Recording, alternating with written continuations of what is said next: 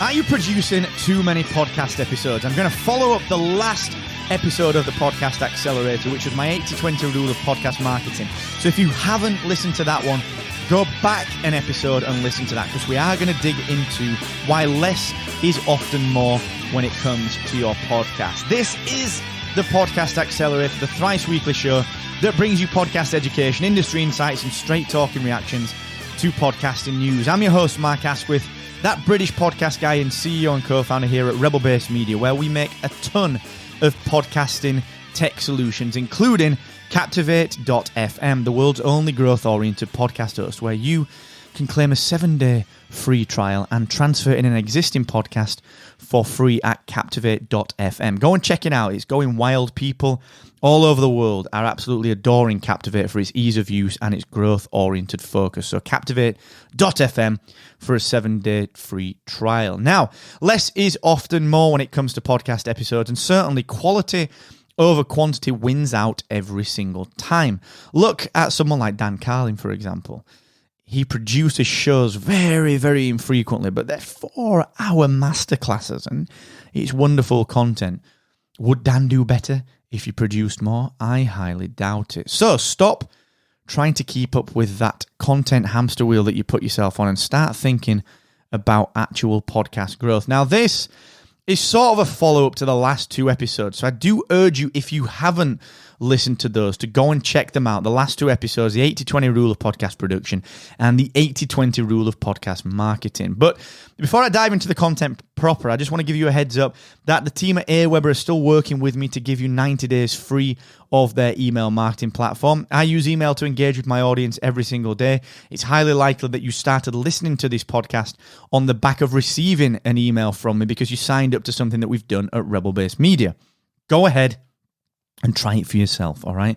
It's an amazing way to build just some real friendships and some real relationships and some real fans. So please go and check Aweber out completely for free for 90 days at markasquith.com/Aweber. So, like I said, look, very often less is more when it comes to podcast episodes, and quality over quantity does win out every single time. There are so many shows out there, like I said on the previous episode, that when they want to boost in their downloads, they will essentially create more content so that it gives them an aggregate boost of their numbers at the end of each month. And also, it gives people more episodes to dive into in the back catalogue, and thus, of course, if you attract more listeners, theoretically, they can download much more from your back catalogue and give you a compound monthly boost on your statistics. But that statistic is kind of boring.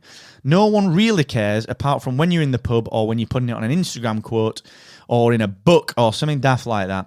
No one really cares that your podcast has got 500,000 bazillion trillion listens over the last 5 years. No one really cares. They care about your content. They care about you, the person. And that's what listeners tune in for, all right? Sure, it's a great brand piece to say you've got all these big numbers.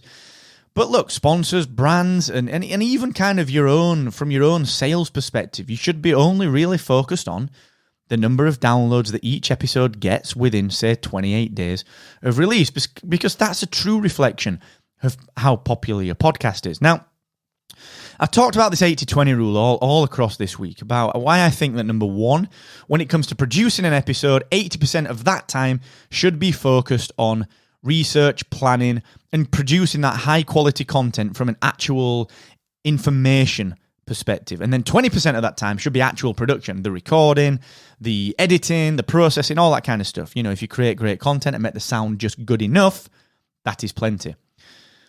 Then I went on to talk about the 80-20 rule of podcast marketing, where I believe that actually out of the overall time that you've got to work on your podcast per week, 80% of that time should absolutely be focused on marketing just a good quality episode. All right? Market.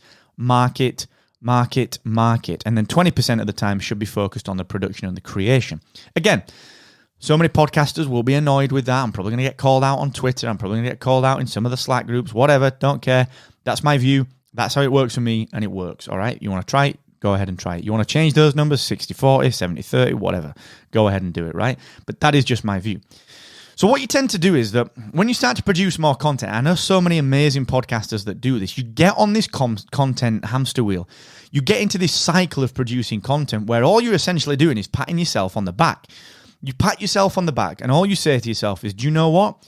I've got to get an episode out. When you get an episode out, the numbers don't change. You don't attract any more listeners. You don't get any more downloads. But what you do get the option to do is you get the option to pat yourself on the back and say, yes, I've killed myself. I've sat up until 2 a.m. Or, I came back from the vacay early, or I worked on a Sunday instead of spending time with my kids to get that episode out.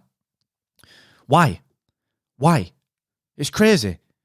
Honestly, it's crazy. Just produce a decent episode every single week and spend all your time marketing it. Because that hamster wheel is hugely detrimental to you. It's sort of a psychological problem. You get into this really weird cycle of just thinking to yourself, I have got to keep producing. It's like a badge of honor. How many episodes have we produced? We do 2 a week. Or we're thinking about making it a 7-day-a-week podcast. Or we're thinking about making it a 5-day. Why bother? The only thing you'll be able to do, like I said, is pat yourself on the back. It's not going to do a thing for your listenership. It will not do a thing for your listenership. And I talked about this on the last episode as well. What you have to do is get off the psychological hamster wheel of creating content, where the second you've finished one bit of content, you publish it to your podcast host like Captivate, and you basically schedule a few tweets up, and then you get back on the hamster wheel to produce the next content. And you're wondering why you don't have time to court sponsors. You're wondering why you don't have time to engage with people. You wonder why nothing happens with your show. And it's because you jump off the hamster wheel, you push publish, and you get that out, you schedule a few social posts, you go and have a drink, you have a night off, and then you get back on the bloody hamster wheel, all right? And you keep producing. It's dangerous for a podcaster to do that because it makes you feel like you're doing great work, but it is false. It is false. It's just like being busy in a business and doing busy work as opposed to doing stuff that moves the needle. If you follow me in my entrepreneurial ventures, I've created Hacksaw, global design agency that we exited a couple of years ago. We used to work for Adobe, Nike, we worked for Bosch. We work with some amazing clients. I've created 5 software brands here underneath Rebel Base Media, a podcasting agency in the UK, a podcasting studio. Like, I know what busy work is and what important work is. All right. I know the difference between it, and I see it all the time in podcasting. And hell, I've done it myself. Produced just because I think it's brilliant to produce. Now, don't get me wrong. I love podcasting. I love recording. And I know that you love recording. But part of being a conscientious podcaster is making sure that people listen to your podcast. All right. And if you love it that much, your content deserves people. It deserves ears. So if you are just on this content hamster wheel and you're producing 4 or 5 shows all the time, just consider, is it the right thing? And what's the danger of not producing 2, 3, 4 shows a week? You're not going to lose anyone. You're not going to lose listeners. In fact, you're probably going to gain them because it's less of a commitment for them. So your super fans will tune into anything that you do. But those who aren't super fans, those casual listeners who are just discovering you for the first time, those who look at you and think, oh, cool, good God, that's a hell of a lot of content I've got to dig into. Have I got time to dig into that content? Guess what? If it's once per week or if it's once per month, doesn't matter. As long as they know and they can see what they're committing to, it's much more likely that they'll give it a shot. All right? Couple that up with my trailer logic, that listener acquisition flow that I talked about a few episodes ago. Suddenly, you can see that alongside the 80-20 rule and that 80-20 rule of podcast production and podcast marketing, some of the stress of being a podcaster is removed. Some of that pressure that you put yourself under because you are on that content hamster wheel. Some of that is removed, all right? If you want to talk about this, very passionate about it, very, very passionate, give me a little tweet at Mr. Asquith. I'd be delighted to talk to you on that one. I really, really would. And just give it a whirl. Let me know what you think, all right? You can't do anything wrong with podcasting, all right? So take a few risks. Do something that's right for you. And as always, thank you for joining me here on the Podcast Accelerator. Remember to tell your podcasting friends that the show is available to listen to for free in any app that supports podcasts. And if you want to know which one of the big 4 podcasting problems are stopping your podcast from growing, then I've got something for you. We put something together completely for free at rebelbasemedia.io/grow. All right, please go and check that out. And if you do that, spend 5 minutes to invest in your own show and your own podcast growth. I'm going to give you the answer to which one of those 4 are holding you back.